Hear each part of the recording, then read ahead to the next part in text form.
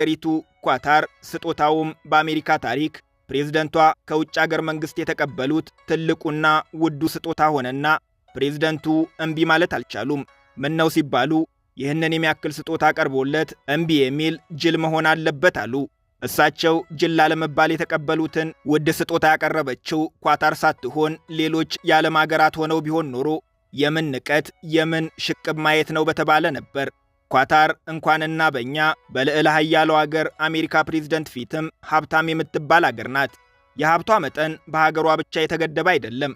መንግስታዊው የኳታር ኢንቨስትመንት ባለስልጣን ለምሳሌ በዓለም አቀፍ ደረጃ $530 ቢሊዮን የሚያወጣ ሀብት አለው።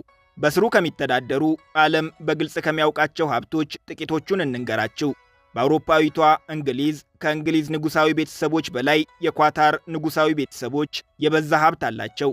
የሎንዶን ነዋሪ ከሆኑ በምዕራብ አውሮፓ ረጅሙ ሕንፃ የሆነውን ዘሻርድን ያውቁታል። ባለቤትነቱ የኳታር መንግስት ነው። እዛው ሎንዶን ሃሮድስንም ሁለት ብለው ይቁጠሩ።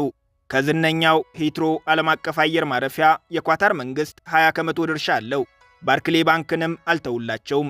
እዚህም 12.7 ከመቶ ድርሻ ገዝተዋል። ጀርመን ገብተው የአንጋፋውንና ሀብታሙን ቮክስዋገን የመኪና አምራች ድርጅት 17 ከመቶ፣ ከፖርሼ 10 ከመቶ ድርሻ ገዝተዋል።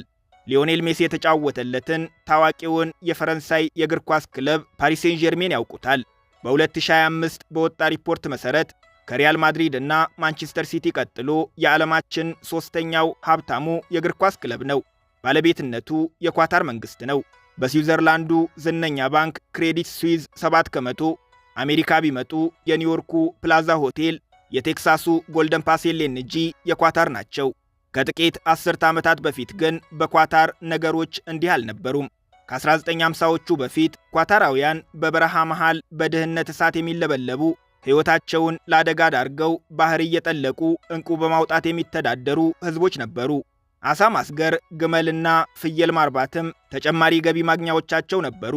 የሀገሪቱ 90 ከመቶ ድንበሯ ከባህር የሚዋሰን መሆኑ ግን ዕጣ ፈንታዋን ከዕንቁ ግብይት ጋር አስተሳስሮት ቆይቷል። በ1920ዎቹ ግን አንድ ያልታሰበ ነገር ተፈጠረ።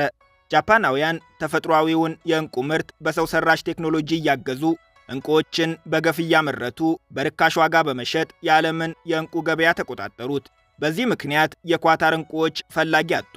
በዚህም 1920ዎቹና 1930ዎቹ